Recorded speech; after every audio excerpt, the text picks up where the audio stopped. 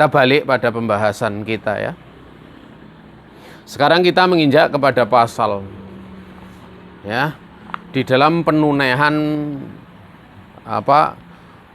hak anak kepada orang tua. Kita tahu bahwa tanggung jawab orang tua itu kan dari sisi nafkah juga dari sisi pendidikan agama. Dan salah satu dari hak anak untuk mendapatkan pendidikan agama itu orang tuanya mesti dia juga punya bekal agama. Sehingga bisa ditandakan dengan orang tua itu semangat di dalam menuntut ilmu agamanya Allah Subhanahu wa ta'ala. Maka di pasal keempat, pasal kelima, pasal keenam, kita akan melihat praktek-praktek kisah bagaimana orang tua, praktek dari para ulama, bagaimana orang tua ini dia memikirkan ya, menunaikan hak dari dua sisi tersebut ya, agar bisa terlaksana keduanya. Yang pertama adalah pada pasal keempat itu manitoro ila bai'i kutubihi min ajli iyalihi, yaitu kisah orang yang dengan terpaksa menjual kitabnya karena menafkahi keluarganya.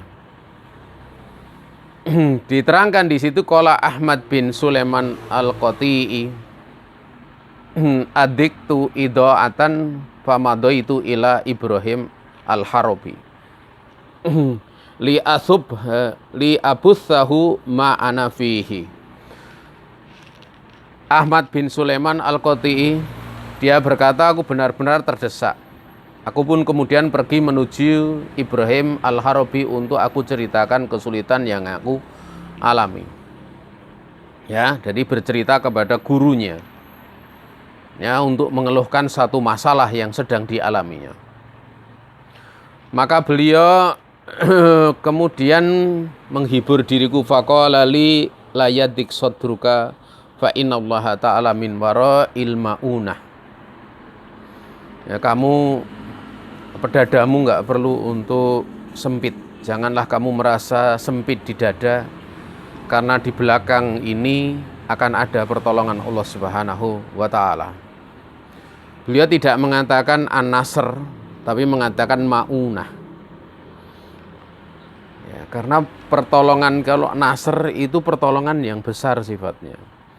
Kalau ma'unah itu dia mencakup pertolongan yang kecil dalam perkara kecil sampai perkara yang besar. Umum maknanya. Dan berapa banyak kita melihat, kita mendapatkan pertolongan besar itu, akan mendapatkan pertolongan besar itu tatkala kita menyadari pertolongan kecil yang Allah berikan kepada kita untuk menguji kita. Seperti contoh ya kan, orang dia belajar. Ini belajar. Ya. Kemudian dia mengalami kesulitan. Atau karena belajar temannya sedikit kemudian dia menjadi lemah gitu. Ya. Di saat kemudian dia tidak ingin belajar karena jumlahnya sedikit, kemudian ditampakkan oleh Allah sebagian kecil dari faedah dia hadir di majelis ilmu. Misalnya dia melihat, dia mikir-mikir, kok sekarang teman saya baik ya, tidak seperti dulu gitu, atau mungkin apa ya. Nah ini menjadikan dia yang ada keinginan untuk tidak melanjutkan, jadi dia istiqomah. Ini perkara kecil yang dia lihat. Ya. Ada satu kisah ini nyata. Ya, ada seorang dai, dia ngisi kajian itu. Tidak pernah banyak kajiannya. Ya, kadang yang datang satu, kadang dua. Tapi ada satu tanda kebaikan yang bisa jadi itu bisa menjadi kebaikan yang besar setelahnya. Tanda kebaikan itu apa? Kadang kalau dia pulang dari kajian, di tempat ustadz itu yang ngajari itu ada bungkusan kue. Dan dia tidak tahu yang naruh itu siapa. Dan itu berlangsung sampai suatu saat ketahuan yang naruh itu penduduk kampung, tidak pernah ikut kajian karena orang awam. Dia senang untuk memberi itu. Berarti kan di sini ada kebaikan yang memang, atau ada pula terkadang di satu tempat ya kondisinya seperti itu. Tapi tiap ustadz itu datang, tikar itu belum tergelar, maka ada satu orang yang sudah sepuh. Itu senantiasa menggelarkan untuk kajian, walaupun dia tidak ikut kajian. Kajiannya yang datang sedikit, dia sendiri juga nggak datang, karena menganggap kajian kitab itu berat. Nah ini sebenarnya, ini bentuk-bentuk pertolongan kalau seorang dia menyadari.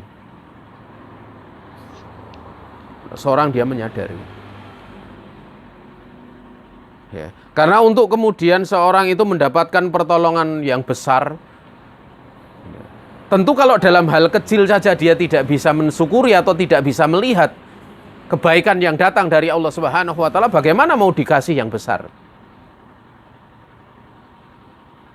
Makanya di dalam syarah kitab Al-Adabul Mufrad itu diterangkan.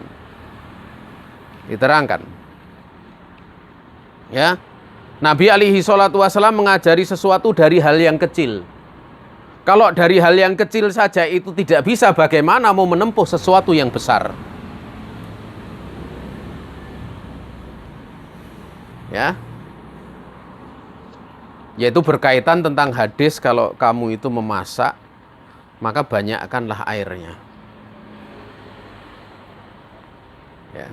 Kemudian berikan kepada tetangga. Karena membanyakkan kuah Maroko itu bukan sesuatu yang berat. Kalau itu saja tidak mampu, apalagi mau hal yang besar.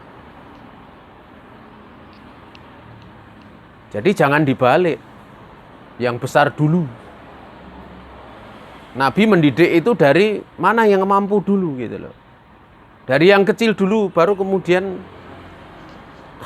akan ada kesempatan untuk kemampuan untuk hal-hal yang besar. Maka di sini Ibrahim Al-Harabi dia memberikan nasihat, la yadiku sadruka fa innallaha ta'ala min wara'il ma'unah. Ya. Ya. Janganlah dadamu itu sempit, karena Allah Ta'ala dari belakang akan memberikan pertolongannya. Ya. Kita cukup berusaha sesuai dengan kemampuan kita. Kemudian Ibrahim Al-Harabi dia kemudian menceritakan sebuah kisah. Setelah memberikan hiburan, beliau menceritakan kisah yang terjadi pada dirinya. Ini menunjukkan bolehnya seorang memberikan nasihat itu dengan kisah yang terjadi pada dirinya. Ataupun kemudian dengan nas atau kisah orang lain juga tidak mengapa. Karena Nabi alaihi salatu wasallam dulu pernah memberikan nasihat kepada Zaid bin Harithah itu dengan kisah Nabi lain. Jadi beliau waktu mengalami ujian berat, kemudian beliau menyampaikan kisah Nabi terdahulu. Ya, tapi pernah pula beliau menegur 3 orang laki-laki, beliau menyebutkan tentang ahwal diri beliau, Nabi alaihi salatu wassalam. Ya, ini bentuk nasihat ya. Dia mengatakan, wa inni adiktu marotan hatta intaha amri fil idaqah illa an adima iyali qautahum. Sesungguhnya pernah di suatu waktu aku mengalami puncak keterdesakan sampai di keluargaku tidak ada makanan untuk dimakan. Maka istriku pun berkata, faqala li zaujah, hab inni ana wa iyyaka nasbiru fa kaifa nasna'u bihataini sobiyataini. Ya, berikanlah nafkah. Sungguhnya saya dan kamu bisa bersabar untuk tidak makan, puasa bisa. Tetapi apa yang bisa kita lakukan dengan 2 anak kecil ini? Karena anak kecil tidak mungkin dikatakan kamu sabar ya gitu. Tidak bisa. Mereka belum mukallaf. Ya. Kemudian fahati say'an min kutubik hatta nabi'ahu au narhanahu, sekarang berikan sebagian dari kitab-kitabmu sampai kita bisa jual atau kita gade. Ya. Kitab itu kalau di masa dulu mencarinya itu susah, tidak ada penerbit, jadi orang kadang jauh pergi ke negeri, mungkin dari Saudi ke Sam, dari Sam ke Irak untuk mencatat ilmu dari seorang guru. Sehingga para ulama itu tidak mau untuk menjualnya. Dan kalau dijual, Masya Allah harganya mahal. Dan orang yang tidak pernah datang di majelis ilmu, dia kadang sampai bisa mengaku, saya belajar sama si fulan. Ini buktinya, catatannya, padahal beli kitab orang lain. Ya. Maka ya, beliau pun mengkisahkan, fadhanantu bidzalik wa qultu iktaridi lahuma syai'a wa angdirini baqiyatal yaum wa lailah. Mbok ya kadang apa istilahnya, beliau ini kan enggan ya, aku enggan untuk menjual kitab. Aku katakan pada istri, mbok aku dipinjami uang, pinjami untuk bisa memberi nafkah kepada anak itu duanya. Ini menunjukkan ulama ini, Ibrahim Al-Harabi, dia tanggung jawab. Sudah nggak tanggung jawab, tapi kadang kalau ngomong misalnya, saya nggak pernah merasa khawatir dengan dunia, karena dunia itu rendah. Ya. Tetapi nggak ngurusi anak-anaknya, atau mah nggak ngurusi istrinya. Itu cuma omong doang. Ya, dia nggak paham bahwa makna dunia rendah itu di hadapan Allah. Ingat, hadis-hadis menyebutkan celaan itu adalah tatkala dunia dihadapkan di sisi Allah Subhanahu wa Ta'ala. Adapun di sisi kita tidak demikian keadaannya. Bahkan dijadikan oleh Allah pada diri kita tabiat cinta kepada dunia. Dan cinta kepada dunia itu tidak bisa hilang, karena ini tabiat. Namun Allah menguji, walaupun kamu cinta dunia, jangan sampai cintanya melebihi Allah dan Rasulnya. Jangan sampai memalingkan dari ketaatan kepada Allah Subhanahu wa Ta'ala. Makanya Nabi SAW bersabda, ya, bahwa dunia itu dikatakan oleh Nabi SAW apa? Khulwatun wa khadiratun. Dunia itu manis. Selain manis, dunia itu hijau indah. Ya. Dan kalau ada manusia kok enggak seneng dengan dunia, ya itu dusta. Karena cinta tabiat itu boleh. Makanya Allah menyebutkan zuzzina linnasi hubbus syahawati minan nisa'i wal banin. Al-ayah. Sampai itu disebutkan dijadikan, ya, dihiasi oleh Allah. Dunia itu dalam pandangan manusia indah, berupa wanita, anak-anak, kemudian harta benda yang berlimpah dari emas, perak, dan yang seterusnya. Sampai akhir daripada ayat itu. Coba misalnya nggak seneng dunia, ya, ada dua wanita, satu solehah, yang kedua solehah, yang satu cantik, yang satu jelek. Coba milih yang mana? Kalau memang dunia itu rendah, sebagaimana pandangan dia. Mesti kalau ditanya, mesti dia milih yang cantik. Nggak percaya. Kadang kalau dia alasan, ini karena diperintahkan syariat untuk milih yang bisa menarik. Berarti memang kamu tertarik dengan wanita yang cantik. Kan gitu. Jadi jangan berlebih-lebihan lah gitu. Nafas-nafas seperti itu bukan nafasnya. Ya. Ya. Bahkan Nabi SAW menyebutkan, ya, termasuk dari min sa'adati dunya itu, salah satunya itu kan apa? Maskanul wasi', rumah yang luas. Ini dalam Sahih Adabul Mufrad ada. Kemudian markabul hani, ya, al-jaru soleh, al-jaru soleh markabul hani, gitu. Tetangga yang soleh, kendaraan yang nyaman. Kendaraan yang nyaman itu belum tentu mahal, belum tentu kendaraan mewah, bagus, belum tentu. Tapi nyaman dipakai, tidak pernah rusak, gitu, ya. Enak gitu loh. Dan itu sesuai dengan tabiat manusia. Makanya hadis Nabi, ihris alama yang fa'uk, bersemangatlah kalian menggapai sesuatu yang memberikan manfaat untuk kalian. Itu baik manfaat dunia maupun manfaat agama. Bahkan ini dijadikan sebagai maqasidus syariah, maksud dari pensyariatan. Maksud dari pensyariatan itu adalah untuk mendapatkan kemanfaatan, untuk menolak mafsadat. Baik kemanfaatan agama maupun kemanfaatan dunia. Makanya kalau kita sakit, itu sholatnya tidak berdiri. Agar supaya tidak tambah parah sakitnya. Karena sehat itu kemanfaatan dunia. Dan ibadah itu kemanfaatan agama. Di pembahasan fikih itu semua ada.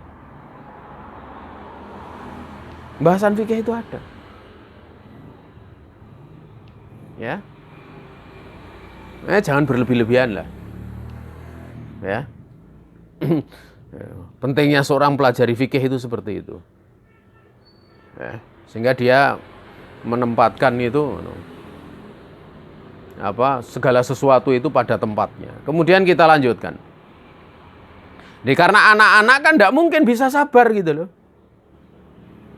Ya, sehingga di sini ya dia minta pada istri, pinjamilah saya untuk nafkah keduanya. Tunggulah beberapa hari dan malam diriku, aku akan menggantinya.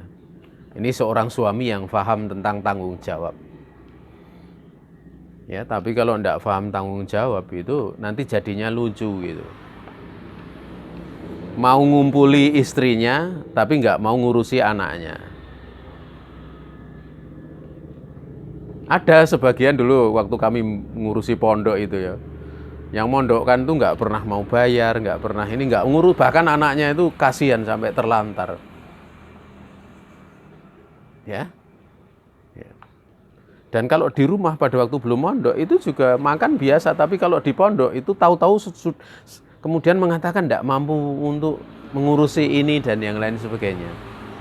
Jadi kan gini, dia kalau mengumpul istri, kemudian nikmat, dapat anak, nanti serahkan pondok gratis kayak gitu, seperti itu.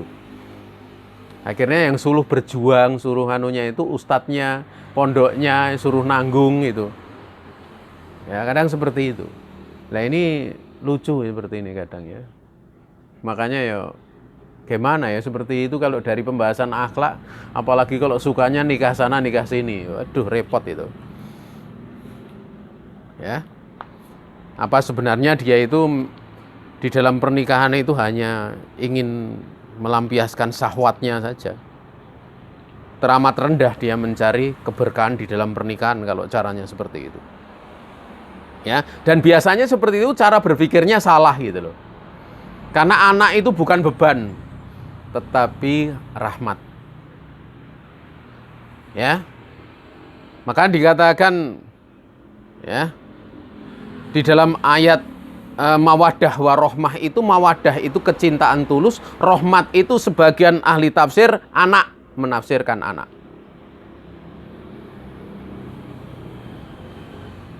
Makanya di dalam doa yang diajarkan Hasan al-Basri itu barakallahu laka fil mauhubi ya laka. Mudah-mudahan Allah memberikan keberkahan kepada kamu pada apa yang telah diberikan untukmu, yaitu anak. Keberkahan. Dan keberkahan anak itu bisa menjadikan apa? Orang tua untuk mencari rezeki diluaskan oleh Allah Subhanahu wa taala. Tapi kalau pandangannya beban, ya kan jadi beban. Karena kalau dia memandang anak itu dari sisi beban hidup, padahal Allah sudah menjamin rezekinya, berarti dia sangka buruk kepada Allah. Orang yang dia menyangka buruk kepada Allah, maka keburukan yang akan terjadi padanya. Karena Allah berfirman dalam hadits qudsi, ana idza dhanni abdi bi. Fa in khairan fa khairun wa in saron fa sarun. Saya itu menurut sangka hambaku. Kalau hambaku menyangka kebaik, maka kebaikanlah akan berlaku untuknya. Tapi kalau kemudian dia menyangka buruk, keburukanlah akan berlaku untuknya. Sebagaimana seorang hamba begitu misalnya diberi anak. Ada rezeki, dia yakin Allah Subhanahu wa Ta'ala tidak akan membiarkannya. Sangka baik, yakin. Maka dari keyakinan itu tumbuh semangat untuk kemudian mencari nafkah. Untuk kemudian dia tidak akan awal bahasa Jawanya, membiayai anaknya. Terkadang kalau kita lihat ya, orang tua rela untuk lapar asal anak itu kenyang. Dan itu terjadi di masa Nabi SAW, tatkala ibunda kita Aisyah ada pengemis dengan 2 anak. Diberi 3 kurma oleh ibunda Aisyah. Kurma 1 diberikan kepada anak, kurma kedua diberikan kepada anak yang kedua, ibunya mau makan kurma yang ketiga. Namun begitu kedua anak ini makan kurma habis, dia memandang ibunya, akhirnya apa? Ibunya itu kemudian membelah kurma itu menjadi 2 bagian, diberikan kepada anaknya, ibunya lapar. Ini pelajaran yang sangat berharga. Orang tua dia akan rela untuk susah agar supaya apa? Anaknya itu senang. Itu ketulusan, kecintaan orang tua kepada anak. Ya, jadi nggak terpikir kalau misalnya punya anak nggak diurusi. Ya, harusnya kan dia rela lapar agar anaknya itu kenyang. Ya seperti itu. Dan masih banyak pelajaran-pelajaran kalau mau dibahas di dalam hal seperti itu. Ya. Nah.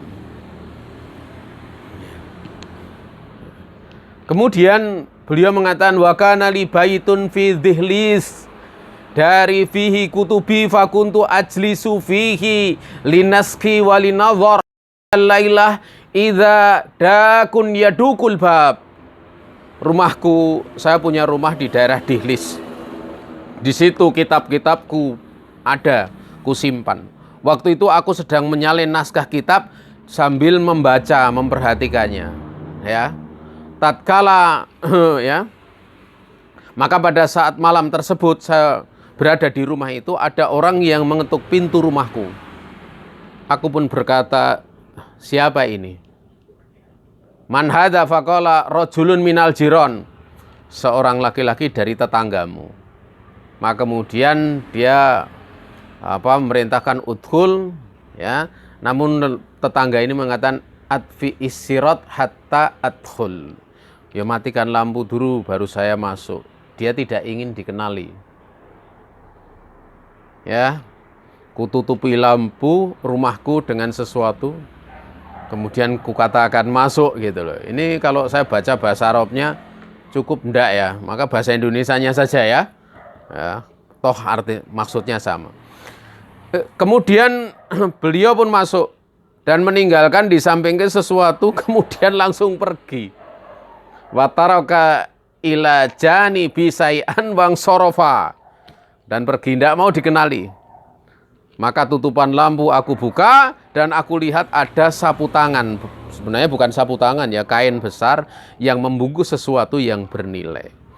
Di dalamnya ada bermacam-macam makanan dan juga wadah yang di dalamnya ada sekitar 500 dirham.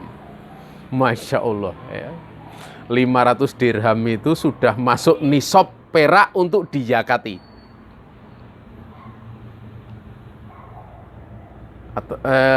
Belum, hampir saya kira ya, hampir ya. Yes, ya. Hampir. Maka aku panggil istriku, kemudian ku katakan beritahukan kepada anak-anak untuk makan. Jadi ini begitu senangnya dia mendapatkan rezeki, dan ini kita tahu ya. Kita itu kan sudah diajari tauhid itu ada 3 macam, tauhid rububiyah, tauhid uluhiyah, tauhid asma'i wa sifat. Ya. Di antara tauhid rububiyah itu kita meyakini bahwa Allah Subhanahu wa taala satu-satunya zat yang maha memberikan rezeki, mengatur segala urusan, mencipta, dari sifat-sifat rububiyah. Tauhid rububiyah itu sudah ditabiatkan, artinya sudah dikaruniakan kepada kita. Difitrahkan gitu loh. Ya, sehingga kalau ada yang ngaji nggak ngurusi anak jadi aneh bagi saya. Lebih-lebih kalau kemudian anak itu diurusi orang lain. Kemudian tidak mau berterima kasih. Ingin rujuk dengan istrinya, tapi tidak mau berterima kasih dengan yang ngurusi anak dan istrinya. Nah, ini kan masuk pada hadis la yaskurullah la yaskurunas. Man la yaskurunasa. Orang yang tidak bisa bersyukur kepada manusia itu tidak dianggap bersyukur kepada Allah Subhanahu wa taala. Dan ini bukan berarti babnya saya pokoknya hanya mencari keridhaan Allah, tidak perlu cari keridhaan manusia. Kalau dia mengucapkan seperti itu, ente salah bab gitu loh. Kamu salah babnya.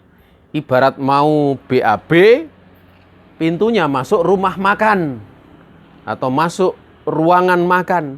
BAB di ruangan makan, dia mau orang satu rumah karena pintunya sudah salah.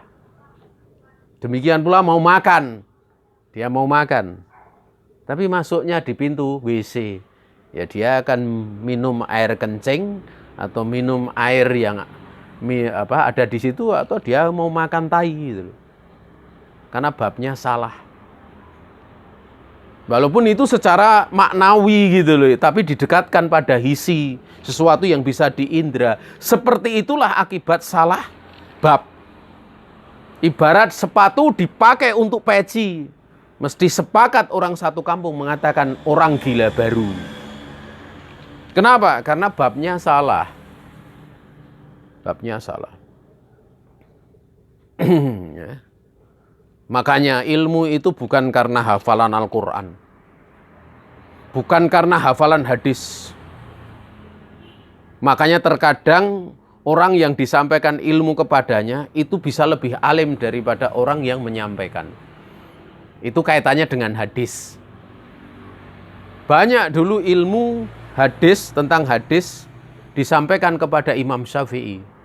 Sampai Imam Syafi'i mendapatkan hadis itu dari seorang ulama yang meriwayatkan hadis.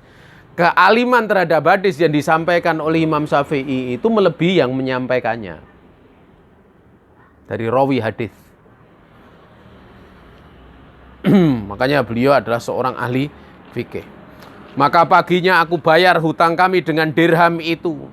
Waktu itu bersamaan dengan musim kedatangan jamaah haji dari Khurasan. Dikala aku sedang duduk di dekat pintu rumah, pada pagi harinya datang seorang yang berpenampilan indah. Ya. Datang ya berpenampilan indah. Ya. Jamalun yakutu jamalaini. Ya. Sedang menuntun apa? Faidha jamalun yakutu jamalaini. Orang berpenampilan indah menuntun 2 ekor unta yang di atas keduanya ada 2 pikulan muatan wirko. Wirko itu uang. Ya.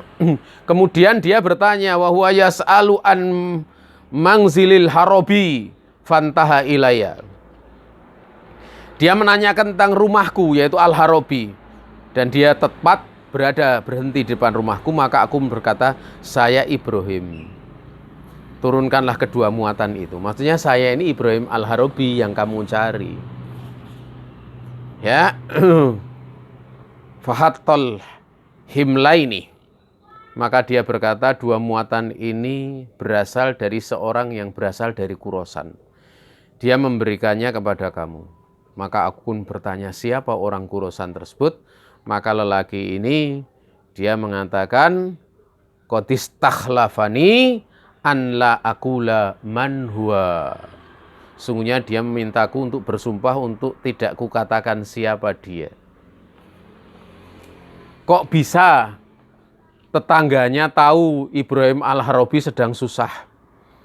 Kok tahu orang yang dari Khurasan itu mengetahui Ibrahim Al-Harabi sedang susah? Enggak. Mereka berdua enggak tahu. Tetapi Allah menggerakkan hati hambanya ini. Yang mana Ibrahim Al-Harabi dengan penuh kesabaran. Beliau belajar, demikian pula menyampaikan ilmu. Ya. Sampai beliau mengalami keterdesakan yang luar biasa, diceritakan yang demikian kepada muridnya,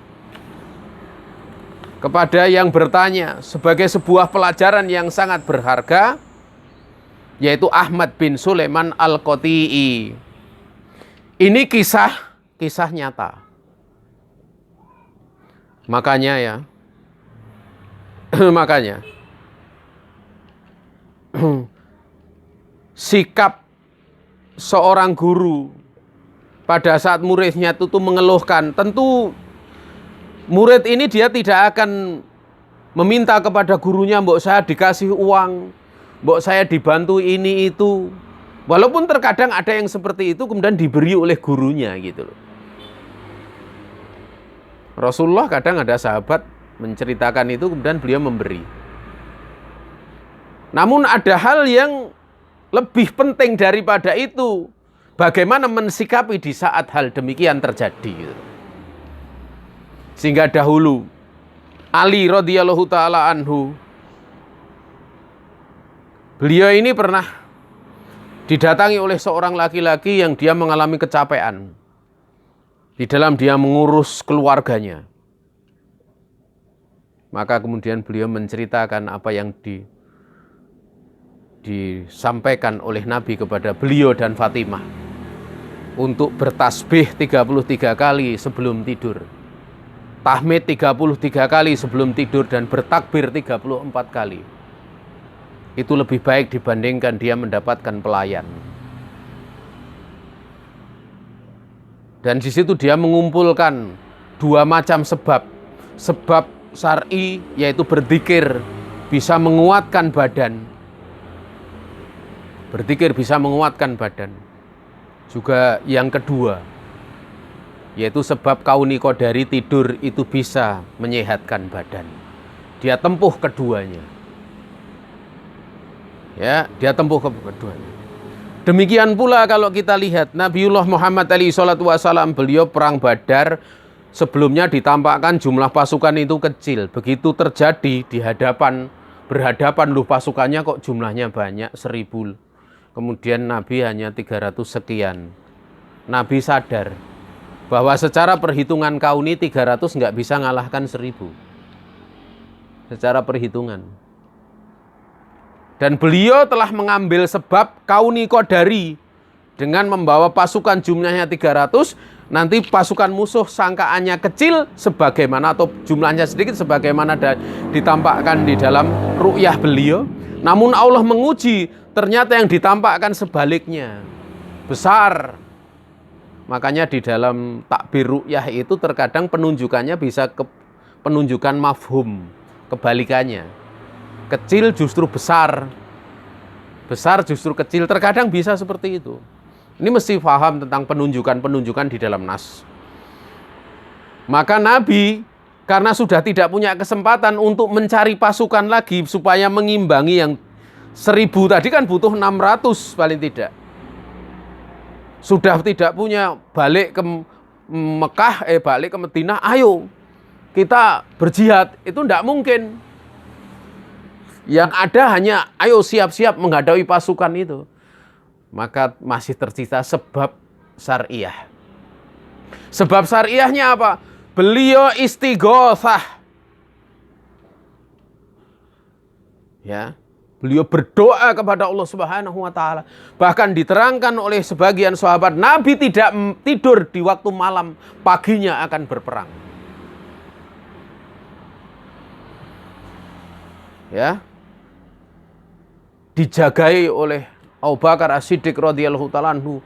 Di dalam beliau berdoa, beristighatsah sampai Allah taala mendatangkan pertolongannya. Ini menunjukkan bahwa Nabiullah alaihi salatu wassalam juga menempuh sebab. Makanya ya kalau orang itu misalnya sakit, tapi punya tabungan 100 juta. Ya dia kalau nggak berobat kemudian berdoa terus. Kalau memang uangnya itu ditumpuk-tumpuk, mesti akan keluar. Tapi kalau uangnya itu, wah ini untuk... Biasanya saya bersedekah nanggung orang 10 keluarga atau mungkin 100 keluarga. Kemudian untuk itu dia doa, bisa jadi dikabulkan oleh Allah.